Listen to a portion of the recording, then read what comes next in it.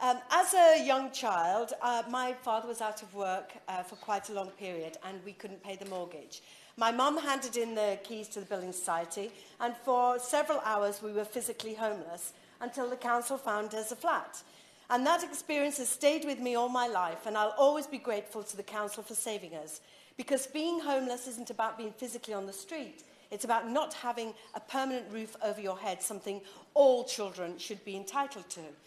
So, whilst the Labour Party supports the idea of universal credit, sadly, as we have seen in our own constituencies, this government's willful determination to roll it out, glitches and all, means some of the most vulnerable living in the private rental sector are at risk of building up rent arrears to such a point they're evicted and made homeless, something no child in particular should have to experience. I'll give way. Certainly Northern Ireland has been mentioned. Well, one of the concerns that we had when we were negotiating with the government was the issue around people living with mental illness, disabilities and for single parents. That was a major issue as well to help us come to the conclusion that we have had and the agreement we have in Northern Ireland. I thank the Honourable Member for his intervention and I totally support what he's saying, that this is not just about families, it's people with also extra needs, and particularly single parents are at the most vulnerable of bullying landlords as well, I would say. I'll give way. Thank my honourable friend for giving way. And would my honourable friend agree that gingerbread say that 2/3 of single parents rent privately? And I know from my own casework this is a group particularly that's hard hit and the children that they support. I thank my honourable friend for that intervention, and Gingerbread are a fantastic charity. And I would say in my own constituency I had a young woman come to me who was being bullied by her landlord in all sorts of ways because of her inability to pay her rent. And I think single women living with children are also incredibly vulnerable to that. So the ending of an assured short-haul tenancy agreement with a private landlord is now the primary reason for families presenting themselves as homeless to the local authority. And the pressures on local authority housing couldn't be more severe. In Kirklees, for example, there are currently 9,700 applications for only 171 properties. So it's a priority for all of us to support the private rental sector as universal credit is rolled out if we want to lessen the burden on local councils.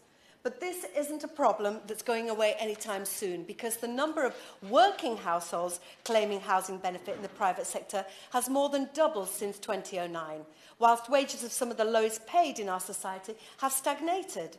And DWP's own figures confirm that only 7% of private renters are actually unemployed and seeking work.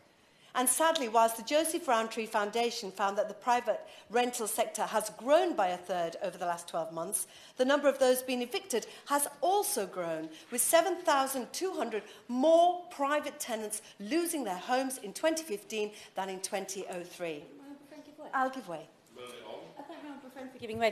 The point that she's making is an incredibly important one. The Joseph Rowntree Foundation have been working with the Cambridge Centre for Housing and Planning, and they showed that 80% in 2015, 80% of private sector evictions were no-fault evictions, but that resulted in individuals going to local authorities but perhaps being considered as people who've made themselves intentionally homeless, and that creates a huge difficulty in the system. Would you agree with that? I thank my honourable friend for that intervention, and I would say that making yourself intentionally homeless is a huge problem for a number of my constituents, and it actually affects their credit rating and rolls on into the rest of their life in a really unacceptable manner. I mean, the greatest concern for landlords is the move away from direct payments. Many worry that tenants won't have the capability to budget effectively and will end up spending the housing element of universal credit on other essentials. In the debate last year on UC, the government made the argument that delaying payment for rent was the same as for those in work, being paid at the end of the month. So this delay was a good lesson in budgeting and responsibility. Well, maybe for middle-class families with savings or relatives with cash to see them through a tricky financial patch. But when, as the English Housing Survey discovered, 66% of private renters have no savings, this ability to budget isn't so straightforward. After the budget, the Residential Landlords Association did a snap survey that found 36% of landlords after the budget would have more confidence in letting to tenants on UC. But sadly, 64% after the budget said they didn't. And I suppose their caution isn't surprising when the Landlords Association reported a high rise in rent arrears where universal credit has been introduced. And the National Landlords Association chair agreed, saying that they expect to see a steady decline in landlords being willing to rent to benefit claimants in the next 18 months to 2 years. Now, only 18 to 20% of private landlords accept tenants who pay their rent with local housing allowance, down from 46% in 2010-11. Why?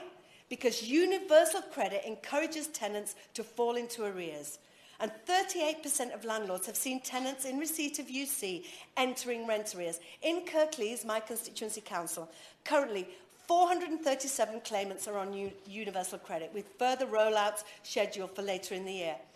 82% of those are in arrears, on average to the tune of 7 weeks' rent, whereas before going on to UC, the figure was in arrears 5.1 week in arrears. But of course, landlords don't want to evict tenants because it costs £1,800 to end one tenancy and start another. What they want is the security of knowing they'll have their rent paid regularly in a timely fashion. And now we know, don't we, that while bad and greedy landlords have given the sector a bad press, a substantial amount of landlords in the private sector are hard-working and understanding, and often they have only one property let out as a contribution to their pension or as a way to save for the future. In fact, 2/3 of landlords are basic rate taxpayers and not on high incomes. But while they're sympathetic to tenants, they know that they too would fall into debt if the rent isn't paid. So in conclusion, it's vital we pause and fix universal credit, ensuring that families are not made homeless due to delays in the system.